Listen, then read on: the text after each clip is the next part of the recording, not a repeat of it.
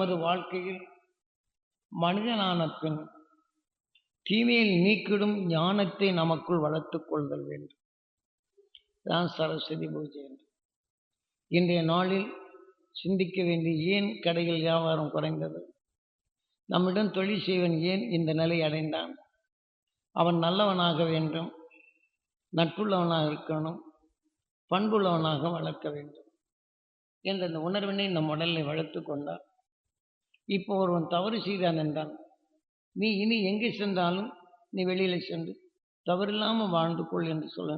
நீ திருடன் என்று வெளியே சொல்வதற்கு முன்னாடி இனி இங்கே செய்த தவறை நீ மற்ற பக்கம் செய்யாதே, இப்போ நான் அனுப்பிவிட்டேன், இன்னொரு பக்கம் போனால் உன்னை அனுப்பிவிடும்.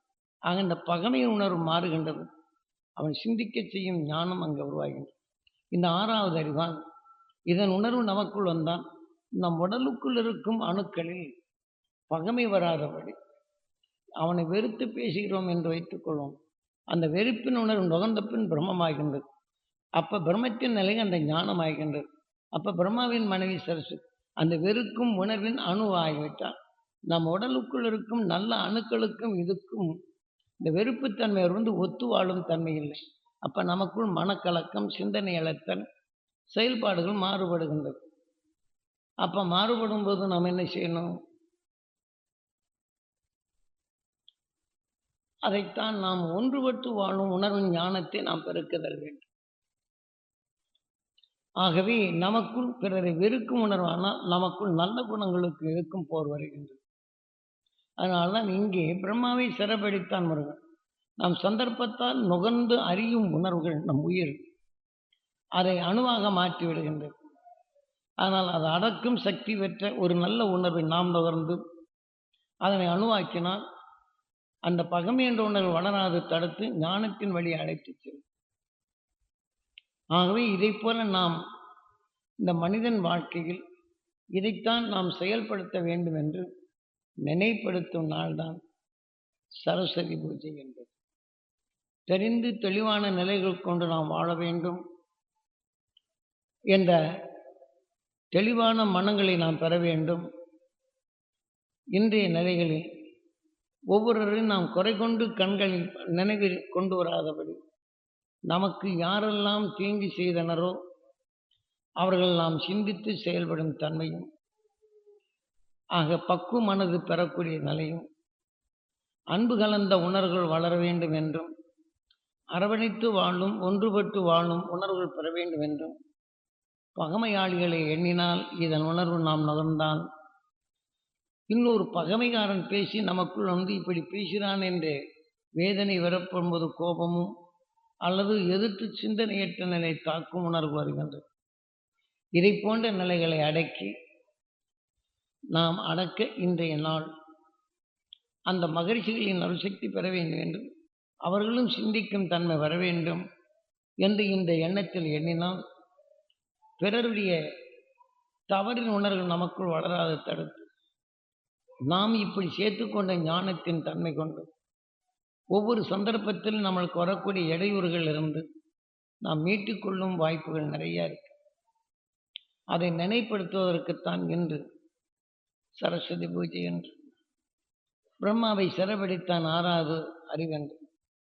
அதே சமயத்தில் சிவனுக்கே ஓதினான் ஓம் என்ற பிரணவத்தை.